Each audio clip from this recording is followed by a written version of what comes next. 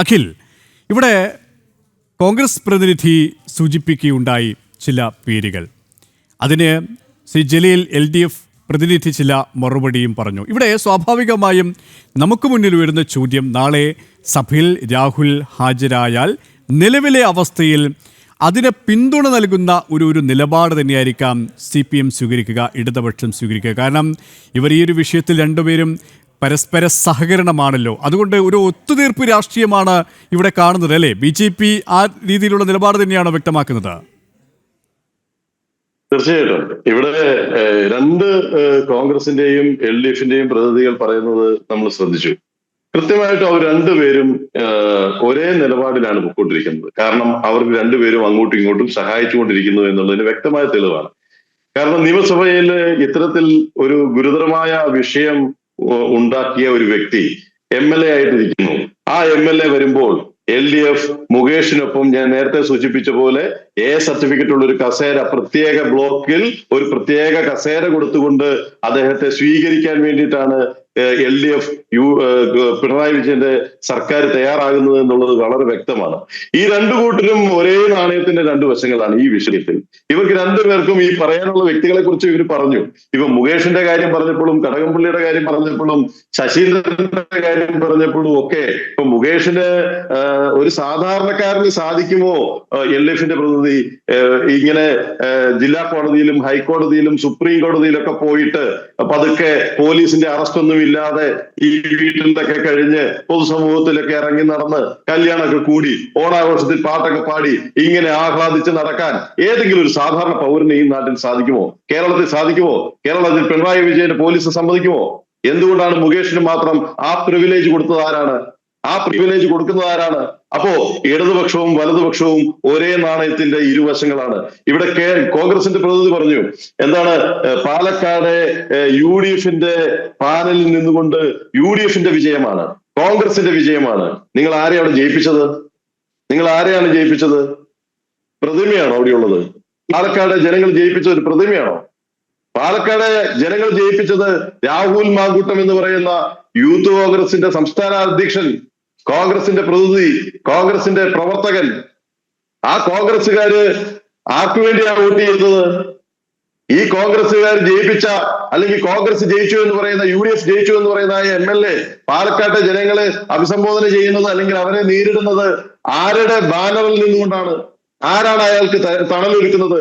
പാലക്കാട്ടെ അടക്കമുള്ള കേരളത്തിലെ പല കോൺഗ്രസിന്റെ, യൂത്ത് കോൺഗ്രസിന്റെ നേതാക്കന്മാര് ഉറക്കളച്ച് രാഹുൽ മാങ്കൂട്ടത്തിന്റെ വീട്ടിലുണ്ട്. ഇപ്പൊ നിങ്ങൾ രാഹുൽ മാങ്കൂട്ടത്തിന്റെ പ്രൊഫൈൽ പിക്ചർ ഒന്ന് എടുത്ത് നോക്കുക.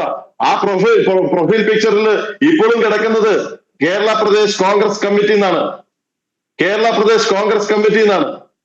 നിങ്ങൾക്കത് തിരുത്താൻ സാധിച്ചോ? നിങ്ങൾക്ക് തിരുത്താൻ സാധിച്ചിട്ടില്ല. ഇപ്പോഴും കോൺഗ്രസ്സുകാരനാണ്. കോൺഗ്രസ് സംരക്ഷണത്തിലാണ് രാഹുൽ മാങ്കൂട്ടം ഉള്ളത്. അപ്പോ രാഹുൽ മാങ്കൂട്ടത്തെ സംരക്ഷിക്കുകയും രാഹുൽ മാങ്കൂട്ടത്തെ സംരക്ഷിക്കുന്നില്ല എന്ന രണ്ട് നിലപാട് നേരത്തെ ഇവിടെ സൂചിപ്പിച്ചു.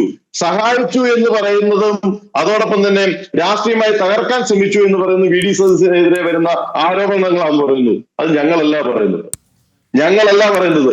കോൺഗ്രസിലെ നേതാക്കന്മാരും കോൺഗ്രസിലെ സൈബർ വിങ് അടക്കമുള്ള കോൺഗ്രസിലെ യൂത്ത് കോൺഗ്രസിലെ ഭൂരിപക്ഷം വരുന്ന ആളുകൾ അടക്കമുള്ള ആളുകൾ പറയുന്നത് VD സതീശനെതിരെയാണ് വീതിൽ ചൂണ്ടുന്നത്.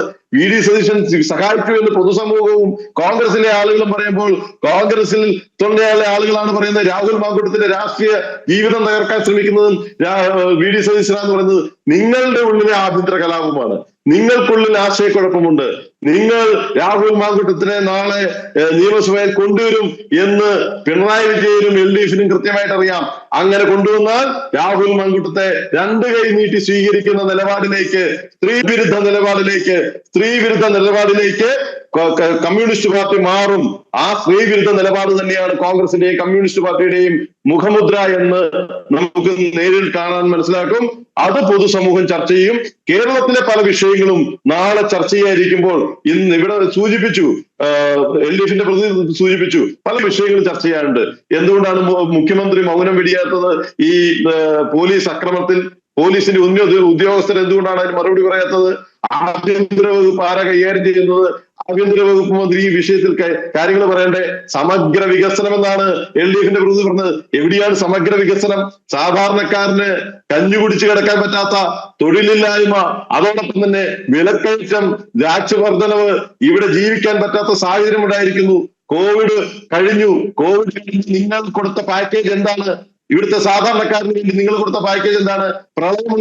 പ്രളയമുണ്ടായി മാസങ്ങൾ വർഷങ്ങൾ കഴിഞ്ഞിട്ടും അവരുടെ ജനങ്ങളെ സ്വീകരിക്കുവാൻ വേണ്ടി അവരെ സഹായിക്കുന്ന നിലപാട് നിങ്ങളെടുത്തോ? ദുരിതാശ്വാസ നിധിയിലേക്ക് 700 കോടി രൂപയിലധികം മുഖ്യമന്ത്രിയുടെ ദുരിതാശ്വാസ നിധിയിലേക്ക് വന്നു. നിങ്ങൾ എന്ത് സഹായം ചെയ്തു? കേരളത്തിലെ പൊതുസമൂഹം ഈ നശിച്ച ഭരണത്തിനെതിരെ നിൽക്കുകയാണ്. ഈ നശിച്ച ഭരണം ഇവിടെ അവസാനിക്കണമെന്ന് കേരളത്തിലെ പൊതുസമൂഹം ആവശ്യപ്പെടുകയാണ്. പക്ഷേ കോൺഗ്രസ് അതിനെ സഹായിക്കുകയാണ്. ഭരണമുന്നണിയെ സഹായിക്കുന്ന നിലപാടിലേക്ക് കോൺഗ്രസ് മാറിയിരിക്കുന്നു. ഇവിടെ രാഹുൽ മാങ്കുടത്തെ സഹായിക്കുവാൻ വേണ്ടി, രാഹുൽ മാങ്കുടത്തിന്റെ വിഷയം ഇവിടെ ഇല്ലായ്മ ചെയ്യുവാൻ വേണ്ടി പിണറായി വിജയനും VD സതീശനും നടത്തിയിട്ടുള്ള അഡ്ജസ്റ്റ്മെന്റ് ആണ് നാളെ നിയമസഭയിൽ നടക്കാൻ പോകുന്നത്. നിയമസഭയിൽ രാഹുൽ മാങ്കുട്ടം പങ്കെടുത്താൽ അത് സ്ത്രീ വിരുദ്ധതയുടെ കോൺഗ്രസിന്റെയും കമ്മ്യൂണിസ്റ്റ് പാർട്ടിയുടെയും നിലപാടായി പൊതുസമൂഹം ചർച്ച ചെയ്യും.